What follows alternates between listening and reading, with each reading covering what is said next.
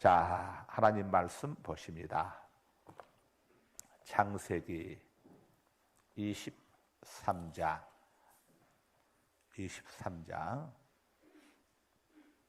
17절에서 20절까지 우리 선선이 집사님이 봉독해 주십니다.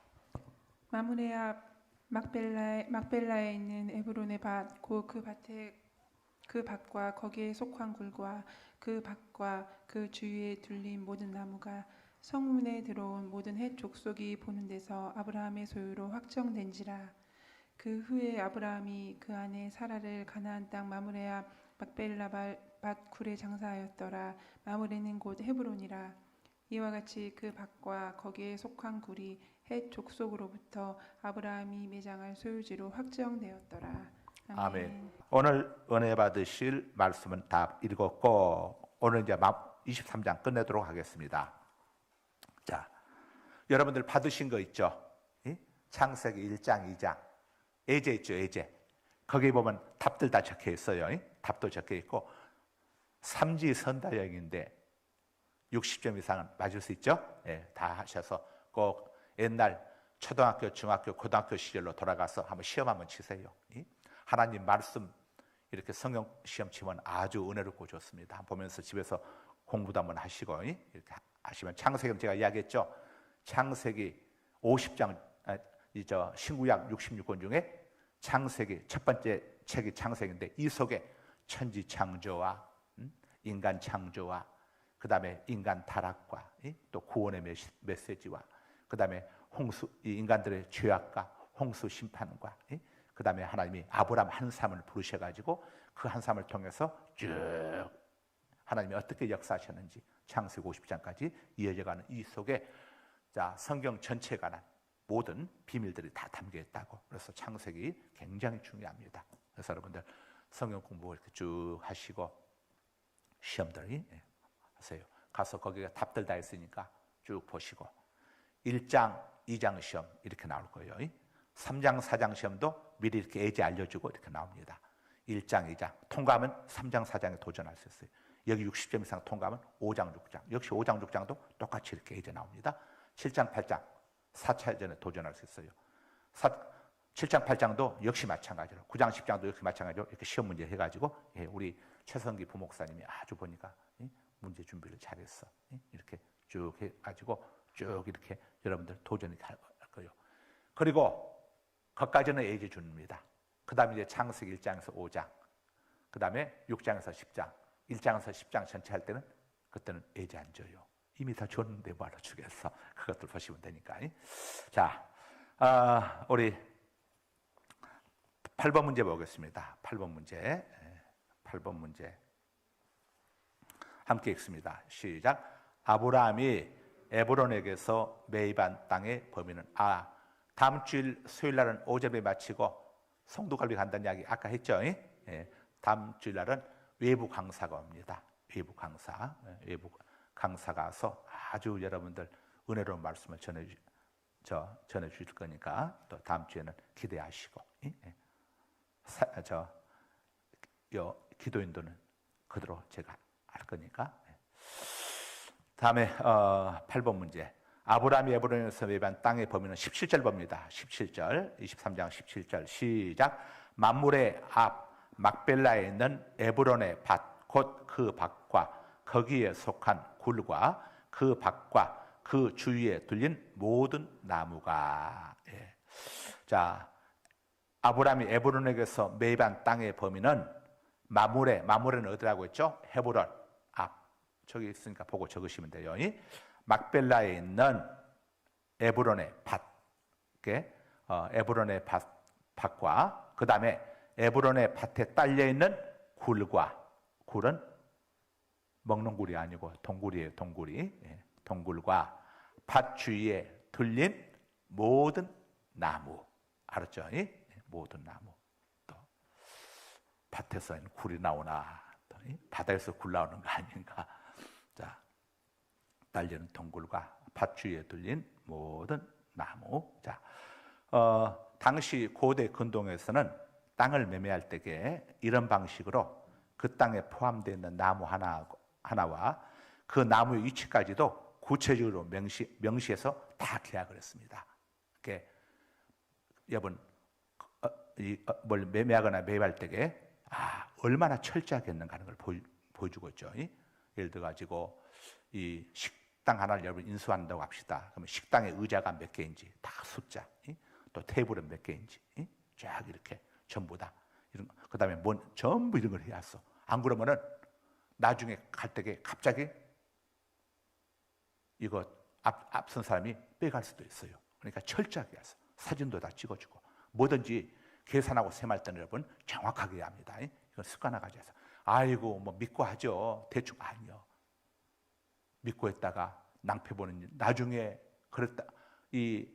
왜냐하면은 정확히 하는 게 좋냐면은 나중에 본인을 위해서도 본인이 전에 뭐가 여기 있었던 것 같은데 하는 생각이 들 때가 있어. 그때 사진 보게 되면 내가 잘못 봤구나 알 수가 있는데 안 그렇게 되면 괜히 또 오해할 수가 있어. 그래서 뭐든지 우리는 거래가 되었든 뭐가 됐든 간에 정확히 합니다. 하나님은 굉장히 정확하십니다. 성경 보세요. 하나님이 얼마나 정확하신가.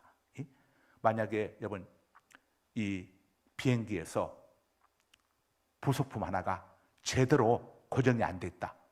이 비행기 날아가다가 큰일 납니다. 대형 사고 나는 거예요. 자동차도 마찬가지죠. 부속품 하나가 어디에 잘못되어 있거나 하게 되면 이거 가다가 이거 흉기가 될 수 있습니다. 그래서 정확히 합니다. 만약에 여러분 생각해 보세요. 우주에는 이 별들이 서로 충돌을 일으킨다고 생각해 보세요. 별들이 갑자기 지구로 날아가지고 지구하고 충돌을 일으킨다고 생각해 봐요. 어떻게 되겠습니까? 하나님께서 다 컨트롤하고 계신 거예요. 하늘에 별이 얼마나 많습니까? 그런데 그 어마어마한 별들 지금까지 지구하고 충돌이 한 번도 없지 않습니까? 자동차 사고 얼마나 많이 납니까? 우리 하나님이 얼마나 정확하신가. 그래서 우리는 하나님을 닮아가야죠. 그래서 뭐든지 정확하게 하는 습관을 길러두는 게 아주 좋습니다. 특별히 뭐 거래하는 관계 있을 때는 항상 대충 하지 마세요. 나중에 굉장히 후회하게 됩니다. 정확한 뭐든 누구한테 빚을 갚았을 때도 영수증을 요즘은 뭐 온라인으로 하게 되니까 근거가 다 나오는데 가끔 어떤 분들 이렇게 하면 아이고 돈 얼마는 현찰로 주세요. 서로 거래하면서 이런 분들이 있는데 현찰 안 되면 우리 현찰을 못 줍니다. 반드시 입금으로 나중에 근거가 남으니까 이렇게 해야 하세요. 이렇게 여러분들 집을 사거나 저기 할 때도 주인이 뭐 현찰 주면 안 돼요. 반드시 계좌이체를 통해 가지고 그래야 나중에 문제가 없습니다. 받을 때도 마찬가지죠. 정확한 이렇게 굉장히 이게 잘 우리가 대충 하다가 아마 여기 계신 분들 중에서 사람 믿고 대충 했다가 정말 고통당하고 어려움 당한 분들도 분명히 계실 거예요. 정확하게 해야 합니다. 굉장히 중요합니다. 자, 여기 자 보십시오. 이 나무 하나고 그 땅에 포함된 나무 하나, 밭주에 들 모든 나무라고 하는 것은 자 주석에 보게 되면 이렇게 나와 있습니다. 당시 고대 근동에서는 땅을 매매할 때 이런 방식으로 그 땅에 포함되어 있는 나무 하나하나와 그 나무의 위치까지 어느 자리에 있었는지 위치까지도 구체적으로 명시하여 계약했다. 현재 고대 근동지역에서 발굴되는 고대 매매 계약서에도 매매할 땅 외에 그 땅에 포함되어 있는 우물이나 샘, 심지어는 나무의 수요까지 상세하게 기록되는 것들이 있다. 우물, 샘도 다. 왜냐? 나중에 가서는 이 우물은 저 아래쪽 거요 하고 엉뚱한 소리 할 수가 있는 거예요. 또 거래하다가 서로 감정이 상해가지고 그 우물을 메워버릴 수도 있는 거예요. 그러니까 정확하니 뭐든지 이렇게. 자, 무엇이든 정확해야 나중에 탈이 없다. 자, 9번 문제 봅니다. 9번 문제. 아브라함은 에브론에게 밭을 살 때에 누구를 증인으로 세웠나요? 누구를 증인으로 세웠습니까? 18절 시작. 성문에 들어온 모든 해적석이 보는 데서 아브라함의 소유로 확정된지라. 답. 성문에 들어온 모든 해적석 적으세요. 답. 성문에 들어온 모든 해적석. 원래 수요일은 수요 성경 공부나 그러죠. 그러니까 다 쓰고 이렇게 하는 겁니다. 수요일은 또 수요 기도이기도 하고 기도도 하고 성경 공부도 하고. 여러분들 요즘 컴퓨터 쓰니까 뭐 글 쓸 일이 언제 있겠습니까? 교회 와서 이런 때라 좀 써보셔야지. 자, 여기서 성문에 들어온 해족석이라고 하는 표현은 그 당시에는 이제 다 성문을 통해서 사람들이 출입을 했죠. 그러니까 이 성문에 출입하는 많은 해족석들을 사람들 의미하죠. 그러나 이런 표현이 매매 계약과 관련해서 나타날 때는 다른 의미를 갖습니다. 거기 성문에 들어온 모든 사람들이 다 증인으로 어떻게 서겠습니까? 여기서 말하는 것은 성문에 들어온 모든 해족석이라는 의미는 그 성 안에 사는 유지들을 이야기할 때에 이렇게 얘기하는 거예요. 여러분 지방에 유지들 있잖아요. 지방에 가면 이 면에 가면은 면사무소, 면장님, 또 거기 있는 뭐 지서장님 이런 분들이 유지가 되는 거예요. 거기 나와 있는 또 뭐 이렇게 읍사무소 같은데 하면 읍장님이라든가 이게 자 유지가 되는 거죠. 그 안에. 그래서 이런 당시의 유지들, 이 사람들이 언권이 있잖아요.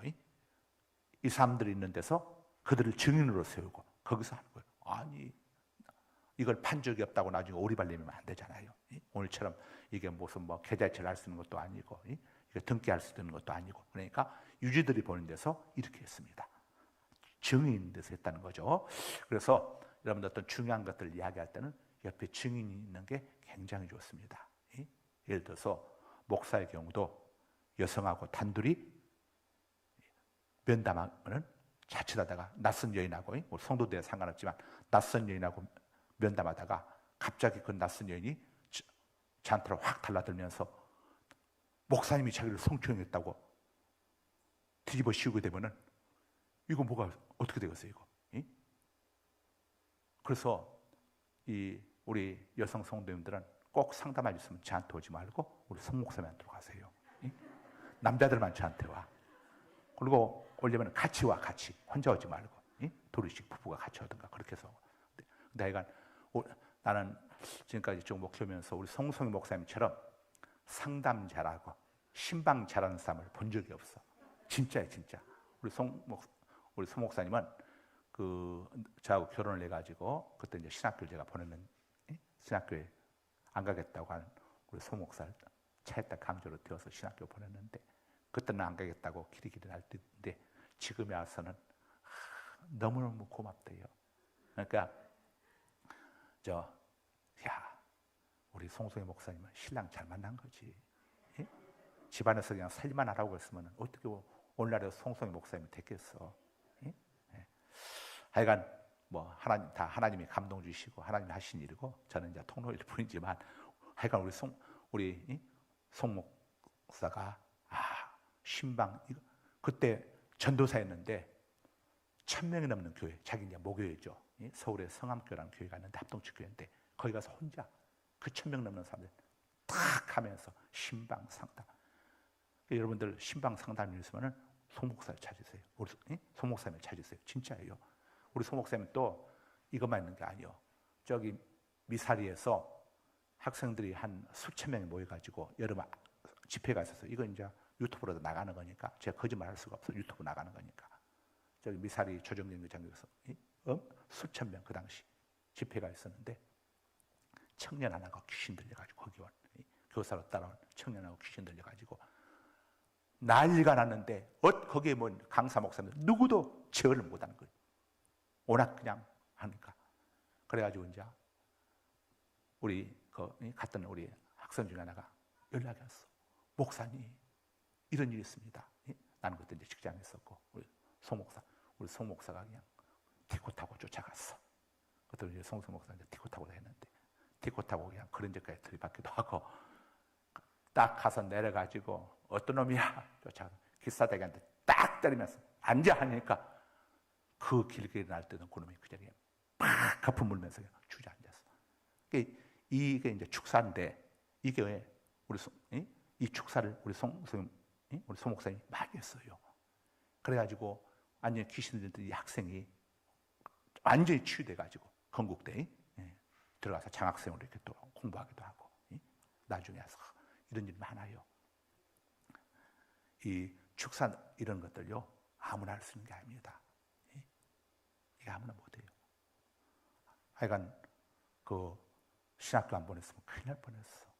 그래서 어저께 우리 송 목사 우리 송 목사님 어디 신방하러 갔는데 그 집에 주소가 잘못 기록돼가지고 어저께 한 쇼를 엄청 했는데 그 덕분에 우리 박멸성 목사님 집에서 신방을 가서 또 신방 예배 드리고 그 덕분에 또 박멸성 목사님이 또 식사까지 사가지고 저는 덤으로 가서 그냥 얻어먹었어.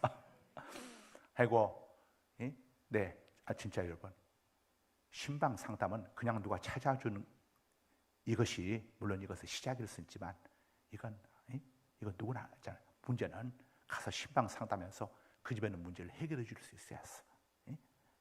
그래야 그게 진짜 신방이고 상담이지. 네, 하나님께서 우리 송소희 목사님을 아주 진짜 귀하게 씁니다. 신방 상담에는 정말 제가 지금까지 만난 평신도 때나 부교육제 때나 우리 송소희 목사처럼 이렇게 한 사람이 없어요. 진짜. 그래서 여러분들 신방 상담에 있으면은 송 목사님 참 선지자가 고향에서는 사람들이 선지자를 몰라봤던 예수님도 고향에서는 큰일 안 했잖아요. 사람들이 몰라. 여러분의 송송의 담임 목사님이 얼마나 하나님이 귀하게 쓰는 여정인지를 여러분들 너무 모르는 사람들이 굉장히 많은 것 같아. 근데 그냥 사람 누구 여전도 사는 사람 써서 가서 그냥 보내가지고 말로만 위로하는, 여러분 말로 하는 위로는 진정한 위로가 아니에요. 그러니까 하나님의 살아계심이 보여져야 했어. 능력이 나타나야 한다니까. 역사가 나타나야 했어. 그래서 여러분 신방이나 상담이 있으면 정말 우리 송성 목사님도 착해가지고 부르면 누구 어디라도 쫓아가잖아요. 열심히. 그러니까 내가 살아보니까 우리 송 목사처럼 뒤에 있어서 아부하는 게 아니고 진짜 신실한 여자 만나기가 저렇게 신실한 여자 쉽지 않아요. 정말 사심 없이 뭐든지 간에 홍보를 좀 해야 했어. 홍보를 해야 알지. 안 하면 몰라, 안 하면. 자, 그래서 모든 사람이 보는 데서 이렇게 하도록 한 거예요. 자, 10번 넘어갑니다. 시간이 없으니까 오늘 마무리 오늘 끝내왔어. 10번. 자, 사라 시신을 장사지는 정확한 장소는 19절 봅니다. 19절 시작. 그 후에 아브라함이 그 안에 사라를 가나안 땅 mamre 앞 막벨라 밭굴에 장사였더라. mamre는 곧 헤브론이라. 자, 10번. 사라 시신을 장사지는 정확한 장소가 어디죠? 가나안 땅 mamre가 어디라고요? 헤브론. 다윗이 처음 다시 왕이 올랐을 때에 헤브론에서 왕이 올랐죠. mamre 앞 막벨라 밭에 딸린 굴.